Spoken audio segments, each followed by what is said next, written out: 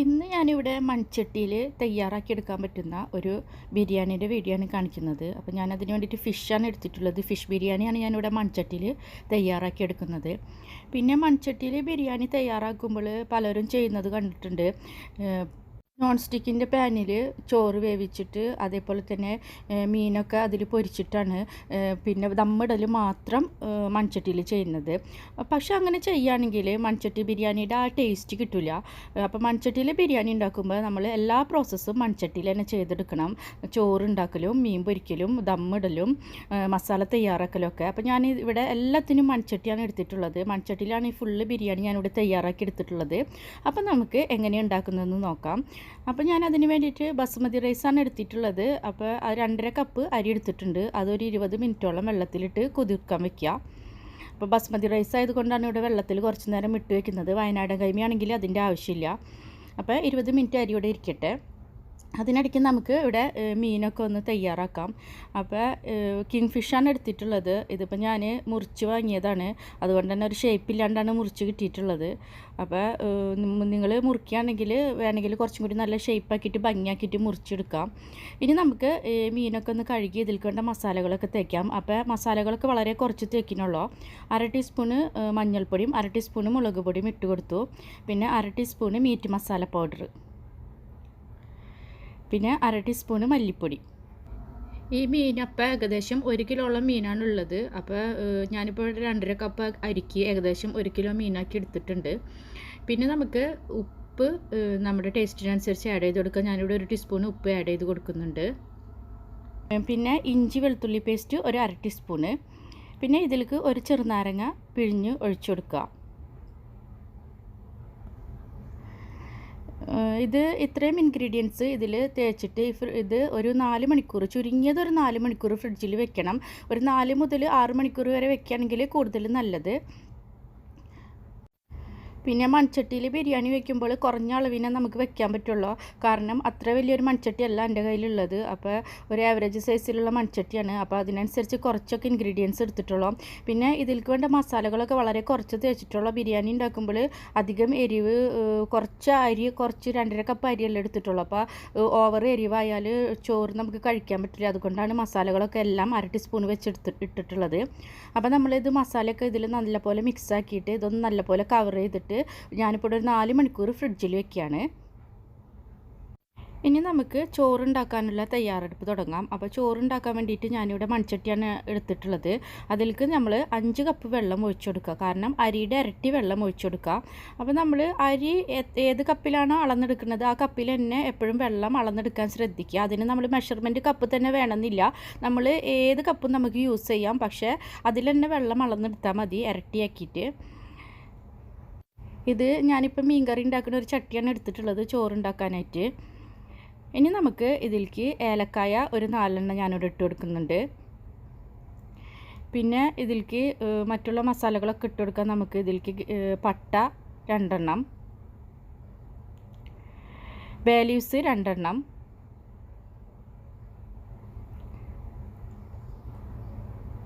Star Anees 1, പിന്നെ കുരുമുളക് ഒരു 4, ജാതിപത്രി ഒരു 2-3 കഷ്ണം, പിന്നെ മറ്റ് ജാതിക്ക നട്ട്മഗ് ഞാനിവിടെ എടുത്തിട്ടില്ല. പിന്നെ ഉപ്പ് 1 ടീസ്പൂണ്. ഇതിലേക്ക് കുറച്ച് നാരങ്ങ പിഴിഞ്ഞ് കൊടുക്കുക. അപ്പോൾ ചോറ് അധികം കട്ട കെട്ടില്ല. ഇനി നമുക്ക് ഇതെല്ലാം കൂടിയിട്ട് ഇട്ടതിന് ശേഷം നമുക്ക് വെള്ളം തിളയ്ക്കാൻ വയ്ക്കാം. വെള്ളം തിളച്ച് കഴിയുമ്പോൾ മാത്രം ഇതിലേക്ക് അരി ഇട്ട് കൊടുത്താൽ മതി. അപ്പോൾ നമ്മൾ വെള്ളത്തിലിട്ട് കുതിർക്കാൻ വെച്ച അരി ഒന്ന് കഴുകി ആ വെള്ളം കളഞ്ഞതിന് ശേഷം നമുക്ക് ഇതിലേക്ക് അരി ഇട്ട് കൊടുക്കാം. അരി ഇട്ട് കൊടുത്തു കഴിഞ്ഞിട്ട് നമുക്കിതിപ്പോൾ മീഡിയം ഫ്ലെയിമിലേക്ക് മാറ്റാം. വെള്ളം തിളയ്ക്കാൻ വേണ്ടിയിട്ട് ഹൈ ഫ്ലെയിമിൽ ഇട്ടിട്ടുണ്ടായിരുന്നു. മീഡിയം ഫ്ലെയിമിലേക്ക് മാറ്റിയതിന് ശേഷം ചോറൊന്ന് തയ്യാറായി വരുന്ന സമയത്ത് നമുക്ക് ലോ ഫ്ലെയിമിലേക്ക് മാറ്റാം. ഈ വെള്ളമൊക്കെ ഒന്ന് വറ്റി തുടങ്ങുന്ന സമയത്ത് ലോ ഫ്ലെയിമിലേക്ക് മാറ്റിയിട്ട് അരി വേവിച്ചെടുക്കാം. അപ്പോൾ നമ്മളിപ്പോൾ അരിയുടെ കറക്റ്റ് അളവിന്, അരിയുടെ ഇരട്ടി അളവിന് വെള്ളം എടുത്തത് കൊണ്ട് നമുക്കിപ്പോൾ ചോറ് നല്ല കറക്റ്റായിട്ട് നല്ല പെർഫെക്റ്റായിട്ട് വെന്ത് കിട്ടിയിട്ടുണ്ട്. ഇനി നമുക്ക് ചോറിൻ്റെ മേലെ ഗാർണിഷ് ചെയ്യാനുള്ള സബോളയും അണ്ടിപ്പരിപ്പും മുന്തിരിയൊക്കെ ഒന്ന് റോസ്റ്റ് ചെയ്തെടുക്കണം. അപ്പോൾ അതിന് വേണ്ടിയിട്ട് ഞാൻ വീണ്ടും ഒരു മൺചട്ടി സ്റ്റൗവിൽ വെച്ചു. അതിൽ കുറച്ച് വെളിച്ചെണ്ണയാണ് ഞാനിവിടെ ഒഴിച്ചു കൊടുത്തിട്ടുള്ളത്. ഇത് റോസ്റ്റ് ചെയ്തെടുക്കാനായിട്ട് നെയ്യല്ല, കുറച്ച് വെളിച്ചെണ്ണ ഒഴിച്ചു കൊടുത്തു. അതിലേക്ക് ഇപ്പം ഞാനൊരു ഒരു പിടി സബോള ഇട്ട് കൊടുക്കുന്നുണ്ട്. അപ്പോൾ ഞാനിവിടെ ഒരു 5 സബോള അരിഞ്ഞു വെച്ചിട്ടുണ്ട്. അതിൽ നിന്ന് ഒരു പിടി സബോള മാത്രം ഇട്ട് കൊടുത്തു. ഇതൊന്ന് നല്ലപോലെ ഒന്ന് മൊരിഞ്ഞ് വരുന്ന സമയത്ത് നമുക്ക് ഇതിലേക്ക് തന്നെ അണ്ടിപ്പരിപ്പ് ഇട്ട് കൊടുത്താൽ മതി. അപ്പം മൺചട്ടി ആകുമ്പോൾ കുറച്ച് ബുദ്ധിമുട്ടുണ്ട് പിടിക്കാനായിട്ട്, ചൂടുണ്ട്. അപ്പോൾ കുറച്ച് അഡ്ജസ്റ്റ് ചെയ്തിട്ട് നിങ്ങൾ പിടിക്കുക. അപ്പോൾ ഈ സബോള ഒന്ന് മൊരിഞ്ഞ് വരുന്ന സമയത്ത് ഇതിലേക്കൊരു 10-12 അണ്ടിപ്പരിപ്പ് ഇട്ട് കൊടുത്തു. പിന്നെ ഈ അണ്ടിപ്പരിപ്പ് ഒന്ന് റോസ്റ്റ് ചെയ്ത് വരുന്ന സമയത്ത് നമുക്ക് ലാസ്റ്റ് മുന്തിരി ഇട്ട് കൊടുത്താൽ മതി. മുന്തിരി പെട്ടെന്ന് കരിയും. മുന്തിരി ഇട്ട് കൊടുത്ത ഉടനെ തന്നെ നമുക്ക് ഇത് കോരി മാറ്റാം ഈ ചട്ടിയിൽ നിന്നും. മുന്തിരിക്ക് ശരിക്കും ഒന്ന് റോസ്റ്റായി കിട്ടാനായിട്ട് ഈ ചട്ടിയുടെയും ഓയിലിൻ്റെയും ചൂട് മതി. അപ്പോൾ ഇത് ഞാനിപ്പോൾ സ്റ്റവ് ഓഫ് ചെയ്തതിന് ശേഷം ഇത് കോരി വേറൊരു പാത്രത്തിലേക്ക് മാറ്റാണ്. ഇത് നമുക്ക് ലാസ്റ്റ് ചോറിൻ്റെ മേലെ ഒന്ന് ഗാർണിഷ് ചെയ്യാനുള്ള അണ്ടിപ്പരിപ്പും മുന്തിരിയുമാണ്, സബോളയും. ഇനി ഇത് കോരി മാറ്റിയതിന് ശേഷം നമ്മൾ ഈ ചട്ടിയിൽ തന്നെ നമുക്ക് മീൻ പൊരിച്ചെടുക്കാം. അപ്പോൾ ഇതിൽ കൂടെ കുറച്ചും കൂടിയും ഓയിൽ ഒഴിച്ച് കൊടുത്തതിന് ശേഷം നമുക്ക് ഇതിൽ തന്നെ നമുക്ക് മീൻ പൊരിച്ചെടുക്കാം. അപ്പോൾ നമ്മൾ ഇപ്പോൾ ഫ്രിഡ്ജിൽ നിന്ന് മീനെടുത്ത് പുറത്ത് വെച്ചിട്ടുണ്ട്. 4 മണിക്കൂറിന് ശേഷം പുറത്ത് വെച്ച മീനെടുത്തിട്ട് നമുക്ക് ഈ ചട്ടിയിലിട്ടിട്ട് ഒന്നൊന്നായി പൊരിച്ചെടുക്കാം. പിന്നെ മൺചട്ടിയിലാകുമ്പോൾ കുറച്ച് സമയം പിടിക്കും ചിലപ്പോൾ പൊരിച്ച് കിട്ടാനായിട്ട്. പ്രത്യേകിച്ചും ഇലക്ട്രിക് സ്റ്റൗവൊക്കെ ആണെങ്കിൽ മൺചട്ടിയിൽ കുറച്ച് ബുദ്ധിമുട്ടുണ്ടാവും. ഗ്യാസ് സ്റ്റൗ പോലെ അത്ര പെട്ടെന്ന് നമുക്കത് പൊരിച്ചെടുക്കാൻ പറ്റില്ല. അപ്പോൾ നിങ്ങൾ കുറച്ച് ക്ഷമയോടെയൊക്കെ നിന്നിട്ട് ചെയ്യുക. പിന്നെ മൺചട്ടി നമുക്ക് അധികമൊന്നും ഉണ്ടാവില്ല, 2-3 എണ്ണം ഒക്കെ ഉണ്ടാവുള്ളൂ. അപ്പോൾ നമ്മൾ അഡ്ജസ്റ്റ് ചെയ്തിട്ട് നമ്മൾ മൺചട്ടി തന്നെ എടുത്തിട്ട് ചെയ്യാൻ നോക്കാം മൺചട്ടിയിൽ ബിരിയാണി ഉണ്ടാക്കുമ്പോൾ. അപ്പോൾ ഇതിപ്പോൾ 2 സൈഡും അത്യാവശ്യം മൊരിഞ്ഞ് വന്നിട്ടുണ്ട്. അപ്പോൾ നമുക്കിത് ഓരോന്നോരോന്നായിട്ട് കോരി മാറ്റാം. ഇതിപ്പോൾ ഞാൻ കുറച്ച് 2 ട്രിപ്പായിട്ടാണ് പൊരിച്ചെടുത്തിട്ടുള്ളത്. ഇനി നമുക്ക് ഈ ചട്ടിയിൽ തന്നെയാണ് മസാല തയ്യാറാക്കാനുള്ളത്. അപ്പോൾ ഈ മീൻ പൊരിച്ച വെളിച്ചെണ്ണയിൽ തന്നെയാണ് നമ്മൾ ഇതിന് വേണ്ട സബോളയും തക്കാളിയൊക്കെ വഴറ്റിയെടുക്കുന്നത്. പക്ഷേ നമുക്ക് ഇത്ര ഓയിൽ ആവശ്യമില്ല നമുക്കിത് വഴറ്റിയെടുക്കാൻ വേണ്ടിയിട്ട്. അതുകൊണ്ട് ഞാൻ ഇവിടുന്ന് കുറച്ച് ഓയിൽ കോരി കളയാണ്. അത്യാവശ്യം ഒരു 2 ടീസ്പൂണോളം ഓയിൽ നമുക്ക് മാത്രമേ ആവശ്യമുള്ളൂ ഈ സബോളയും തക്കാളിയൊക്കെ ഒന്ന് വഴറ്റിയെടുക്കാൻ വേണ്ടിയിട്ട്. അപ്പോൾ ഞാൻ നേരത്തെ മുറിച്ച് വെച്ച സബോളയിൽ നിന്ന് ഒരു പിടി ഗാർണിഷ് ചെയ്യാൻ ഇട്ടു. ബാക്കിയുള്ള സബോള ഞാൻ ഇതിലേക്ക് ഇട്ട് കൊടുക്കുകയാണ്. 4 സബോള ഉണ്ടാവും. നേരത്തെ 5 സബോള അരിഞ്ഞതിൽ നിന്നും ഒരു പിടി ഞാനിവിടെ ഗാർണിഷ് ചെയ്യാൻ വേണ്ടി എടുത്തു. പിന്നെ 2 തക്കാളി ചെറുതായിട്ട് അരിഞ്ഞത് അതും കൂടി നമുക്ക് ഈ ചട്ടിയിലേക്ക് ഇട്ട് കൊടുക്കാം. പിന്നെ നമ്മൾ ഇതിലേക്ക് പച്ചമുളക് ഇട്ടെടുക്കണം. അപ്പോൾ പച്ചമുളക് ഞാനിവിടെ നീളത്തിലല്ല അരിഞ്ഞിട്ടുള്ളത്, റൗണ്ടിൽ ചെറുതായിട്ട് അരിഞ്ഞിട്ട് ഒരു 3 പച്ചമുളക് ഇട്ട് കൊടുത്തിട്ടുണ്ട്. പിന്നെ അധികം എരിവൊന്നും ആവശ്യമില്ല. ഞാൻ നേരത്തെ പറഞ്ഞു ചോറ് 2.5 കപ്പിനുള്ള അരിക്ക് ഓവർ എരിവിൻ്റെ ആവശ്യമില്ല. അപ്പോൾ അതുകൊണ്ടാണ് എല്ലാവരും കുറച്ച് ആയിട്ട് എടുക്കുന്നത്. അപ്പോൾ ഇത് നമുക്ക് നല്ല പോലെ ഒന്ന് വഴറ്റിയെടുക്കാം.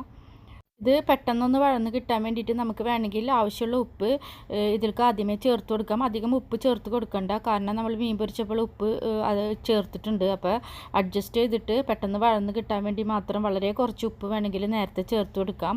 ഒരു 1/2 ടീസ്പൂൺ ഉപ്പിൻ്റെ ആവശ്യം ഉണ്ടാവുള്ളൂ. ഇത് ഇപ്പം നല്ലപോലെ ഒന്ന് വഴന്ന് വരുന്നുണ്ട്. ഇനി ഈ സമയത്ത് നമുക്ക് ഇതിലേക്ക് കുറച്ച് പുതിനയിലയും കുറച്ച് മല്ലിയിലയും കൂടി ഇട്ട് കൊടുക്കണം. അപ്പോൾ കുറച്ചെണ്ണം ഇട്ട് കൊടുത്താൽ മതി, അധികം വേണ്ട. അപ്പോൾ അത് 2 ഞാൻ ഇട്ട് കൊടുത്തു. വേണമെങ്കിൽ നിങ്ങൾക്ക് ഇതൊന്ന് ഗ്രൈൻഡറിൽ ചെറുതായിട്ട് ചതച്ചിട്ടാണെങ്കിലും ഇട്ട് കൊടുക്കാം. ഞാനിപ്പോൾ ഇത് ഇങ്ങനെ ഫ്രഷ് ആക്കിയിട്ട് ഇങ്ങനെ ഇട്ട് കൊടുത്തേക്കാണ്. ഇനി നമുക്ക് ഇതിലേക്ക് മറ്റുള്ള മസാലപ്പൊടികളൊക്കെ ഒന്ന് ചേർത്ത് കൊടുക്കണം.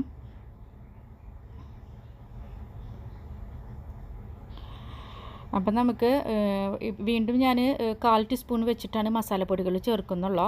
1/4 ടീസ്പൂണ് മുളക് പൊടി, 1/4 ടീസ്പൂണ് മഞ്ഞൾപ്പൊടി, അതേപോലെ തന്നെ 1/4 ടീസ്പൂണ് മസാല പൗഡർ, പിന്നെ നമുക്ക് 1/4 ടീസ്പൂണ് മല്ലിപ്പൊടി ചേർത്ത് കൊടുക്കണം. പിന്നെ ഇഞ്ചി വെളുത്തുള്ളി പേസ്റ്റ് 1/4 ടീസ്പൂൺ തന്നെ ചേർത്ത് കൊടുക്കുക. ഇത് ഒന്നും കൂടി നമ്മൾ നല്ലപോലെ ഒന്ന് റോസ്റ്റ് ചെയ്തെടുക്കുക. അധികം നേരം വേണ്ട, ഒറ്റൊരു മിനിറ്റ് നമുക്കിതൊന്ന് പൊടികളൊക്കെ ഒന്ന് സബോളായിട്ടൊന്ന് മിക്സ് ആവണ വരെ ഒന്ന് റോസ്റ്റ് ചെയ്തെടുത്താൽ മതി. പൊടികളും സബോളയൊക്കെ ഒന്ന് മിക്സായി കഴിഞ്ഞാൽ നമുക്ക് സ്റ്റവ് ഓഫ് ചെയ്യാം. സ്റ്റവ് ഓഫ് ചെയ്തിട്ട് നമുക്ക് ഒന്ന് മാറ്റി വയ്ക്കാം ഇത്. ഇനി നമുക്ക് വേണ്ടത് എന്താണെന്ന് വെച്ചാൽ ഇതിലേക്ക് പൈനാപ്പിളിൻ്റെ ആവശ്യമുണ്ട്. അപ്പോൾ നിങ്ങൾക്ക് ഫ്രഷ് പൈനാപ്പിൾ ഇല്ലെങ്കിൽ പൈനാപ്പിളിൻ്റെ എസൻസ് ഒരു 1-2 തുള്ളി ഒഴിച്ച് കൊടുത്താൽ മതി കേട്ടോ. ഞാനിവിടെ ഇപ്പോൾ ഫ്രഷ് പൈനാപ്പിൾ ഉള്ളത് കൊണ്ട് ഒരു ചെറിയ പീസ് ഇതിൽ നിന്ന് കട്ട് ചെയ്തെടുക്കുകയാണ്. അപ്പോൾ ഫ്രഷ് പൈനാപ്പിൾ തന്നെ വേണമെന്നൊന്നുമില്ല, പൈനാപ്പിളിൻ്റെ എസൻസ് ആയാലും കുഴപ്പമില്ല. അപ്പോൾ ഇതിന് വളരെ ചെറിയ പീസ് മാത്രം മതി. ഇത് നമുക്ക് ചോറിലൊന്ന് മിക്സ് ചെയ്യാനാണ്. അപ്പോൾ അത് ഒരു ചെറിയ പീസ് നമ്മൾ കട്ട് ചെയ്തിട്ട് മാറ്റി വയ്ക്കാം. ഇപ്പം ഞാൻ കാണിച്ചു തരാം എത്രയും ആവശ്യമുണ്ടെന്നുള്ളത്. ഇതിൽ നിന്നൊരു ചെറിയ 2 കഷ്ണം മാത്രം എടുത്തിട്ട് ഞാനിവിടെ കട്ട് ചെയ്തിട്ട് മാറ്റി വയ്ക്കുന്നുള്ളൂ.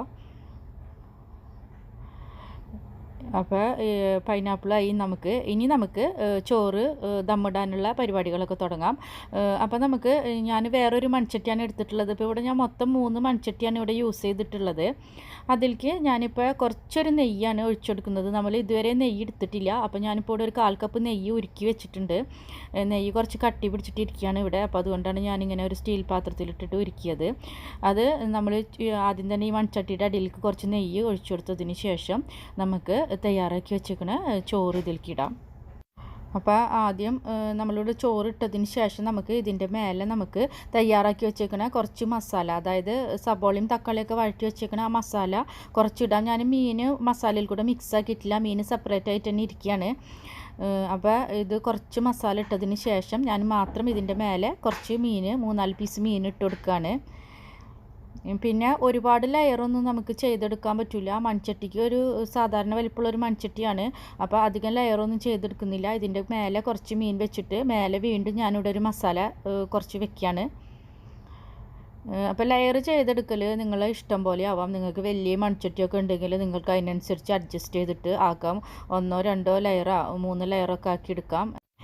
നമ്മുടെ ഇഷ്ടത്തിനനുസരിച്ച് ചെയ്യാം. അപ്പോൾ ഞാനിവിടെ മസാല ഇടുമ്പോൾ നടുഭാഗത്തേക്ക് മാത്രമായിട്ട് മസാല ഇട്ടിട്ടുള്ളൂ. മറ്റുള്ള ലെയറിലൊന്നും ഞാനിവിടെ മസാലയും മീനും ഇടുന്നില്ല. ഇനി നമുക്ക് ഇതിൻ്റെ മേലെ ചോറിൽ നിന്ന് ബാക്കിയുള്ള കുറച്ചിടാം. ഈ ലെയറിൻ്റെ മേലെയാണ് ഞാനിവിടെ പൈനാപ്പിൾ ഇട്ട് കൊടുക്കുന്നത്.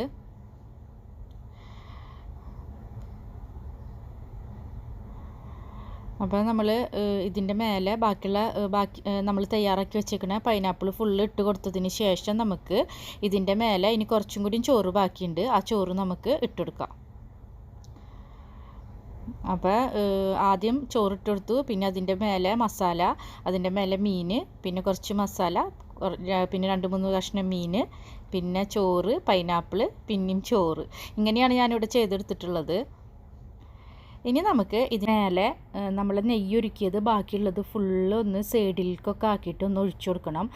മേലെയും ആ സൈഡ് ഭാഗത്തേക്കൊക്കെ ആയിട്ട് ഒന്ന് ഒഴിച്ചു കൊടുക്കണം. അപ്പോൾ നമുക്ക് കുറച്ച് ചോറിങ്ങനെ ഒന്നും കൂടി നമ്മൾ ദമ്മിടുന്ന സമയത്ത് ചോറ് നല്ല ഒരു ടേസ്റ്റിൽ നമുക്ക് കിട്ടും. ഇനി നെയ്യ് ഒഴിച്ചെടുത്തതിന് ശേഷം നമുക്കിതിൻ്റെ മേലെ സബോളയും അണ്ടിപ്പരിപ്പും മുന്തിരിയും റോസ്റ്റ് ചെയ്തത് നമുക്ക് ഇട്ടെടുക്കാം. അപ്പോൾ ഈ സബോളയും അണ്ടിപ്പരിപ്പും ഇട്ടെടുക്കാനായിട്ട് 2 ഓപ്ഷൻ ഉണ്ട്. ഒന്ന് നമുക്ക് വേണമെങ്കിൽ ഇങ്ങനെ ഇട്ട് കൊടുത്തിട്ട് ദം ചെയ്യാം. അപ്പോൾ ഞാൻ ഇങ്ങനെയാണ് ചെയ്യുന്നത്. ഇതിൻ്റെ മേലെ കുറച്ച് നമ്മൾ മല്ലിയിലയും കൂടി ഇട്ടെടുക്കും. കാരണം എന്താണെന്ന് വെച്ചാൽ നമ്മൾ ഇത് ഗസ്റ്റിനൊക്കെയാണ് സെർവ് ചെയ്യണമെന്ന് വെച്ചാൽ നമ്മൾ സെർവിങ് ബൗളിൽ ഇട്ട് കൊടുത്താൽ മതി അണ്ടിപ്പരിപ്പും മുന്തിരിയൊക്കെ. അപ്പോൾ വീട്ടിലൊക്കെ നമ്മൾ യൂസ് ചെയ്യുകയാണെങ്കിൽ നമ്മൾ ദമ്മിടുന്ന സമയത്ത് ഇതിങ്ങനെ ചെയ്ത് കൊടുത്താൽ മതി. അപ്പോൾ ഞാനിപ്പോൾ ഇതിങ്ങനെയാണ് ചെയ്ത് കൊടുക്കുന്നത്. അതിന് ശേഷമാണ് ഞാനിതിവിടെ അലുമിനിയം ഫോയിൽ കൊണ്ട് മൂടി വെച്ചിട്ട് ഞാനിവിടെ ദമ്മിട്ടെടുക്കുന്നത്. അപ്പോൾ ഇനി ഇതിൻ്റെ മേലെ ഞാൻ ഒരു ഫോയിൽ വെച്ചിട്ട് അടച്ചു. ഇനി ഇതിൻ്റെ മേലെ നമ്മൾ മൺചട്ടി തന്നെയാണ് വെച്ച് മൂടുന്നത്. അപ്പോൾ ഞാൻ നേരത്തെ മീൻ പൊരിച്ചെടുത്ത മൺചട്ടിയുടെ കഴുകിയെടുത്തേക്കാണ്. ഞാൻ നേരത്തെ പറഞ്ഞു എനിക്ക് അധികം മൺചട്ടി ഇല്ലാത്തത് കൊണ്ട് മീൻ പൊരിച്ച് മാറ്റി വെച്ച് മൺചട്ടി ഞാനിവിടെ കഴുകിയിട്ട് ഇതിൻ്റെ മേലെ ഒന്ന് വെച്ച് അടച്ചു.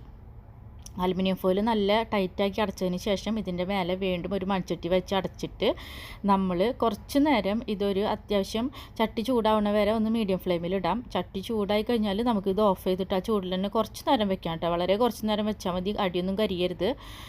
അപ്പോൾ വളരെ കുറച്ച് നേരം തന്നെ ഞാൻ വെച്ച് ചട്ടിയുടെ എല്ലാ ഭാഗത്തേക്കും ഒന്ന് ചൂട് എത്തിയപ്പോൾ ഞാൻ ഓഫ് ചെയ്തതിന് ശേഷം അങ്ങനെ തന്നെ അടച്ചു വെച്ച് കുറച്ച് നേരം ആ ചൂടിൽ. അപ്പോൾ നമ്മളിവിടെ ടേസ്റ്റി ബിരിയാണി ഇവിടെ ഒന്ന് റെഡി ആയിട്ടുണ്ട്. അപ്പോൾ എല്ലാവരും ട്രൈ ചെയ്യണം, ഇതിനൊരു പ്രത്യേക ടേസ്റ്റാണ്. എല്ലാവർക്കും ഇഷ്ടപ്പെടും. എല്ലാവർക്കും ഒരിക്കൽ കൂടി താങ്ക്സ്.